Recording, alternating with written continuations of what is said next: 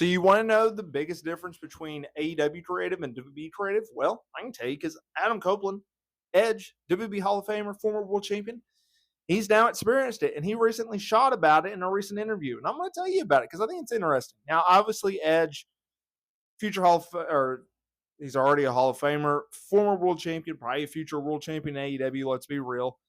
He has crossed the line. His WB contract expired in September of 2023, and he decided not to renew despite having a contract extension from the company.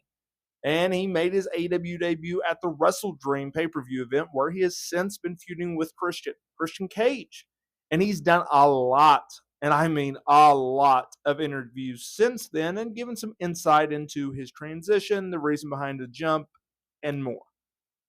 And it's an interesting thing because while appearing on the Battleground podcast, the former Edge commented on the creative process in AEW compared to WWE. And I thought he had some interesting comments. So let's get into it. He said, every process has its pros and cons, right? It's great to be involved to a heavy extent creatively. I've been lucky throughout the years in producing. You are given some creative freedom. That's always great because as a performer, you have to be able to bite into what you're trying to produce out there. I've always said if there's some element of truth that the person behind the character can bite into, then the fiction should follow that truth, and that doesn't change. That's always treated the same, but it's nice to sit down and go, okay, how can this story play out? And being heavily involved in that, being involved on a week-to-week basis, that becomes more possible. It's not popping in every few months. That becomes hard. That becomes a hard process to be involved in a large creative way when it's popping in and out like that, end quote. So what he's talking about is he obviously had a part-time schedule in WB, and he has talked about this in other interviews where he wanted to be used more, but WB wanted to keep him feeling fresh, and so they didn't want to overexpose him. I think that really just comes down to his contract.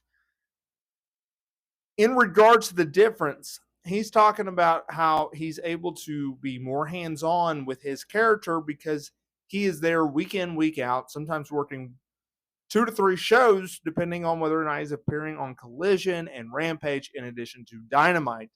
Compared to, all right, you show up here and then you're gone for a few months and then you show back up again for another run. I like the fact that he didn't just take the money, that instead he came in and he's like, okay, I'm going to be essentially filling the void that CM Punk left when he departed from AEW due to the backstage altercation that he had with Jungle Boy Jack Perry. I like that aspect.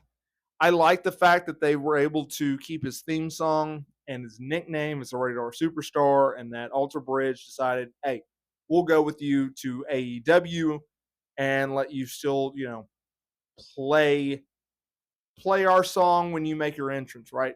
The entrance is very similar.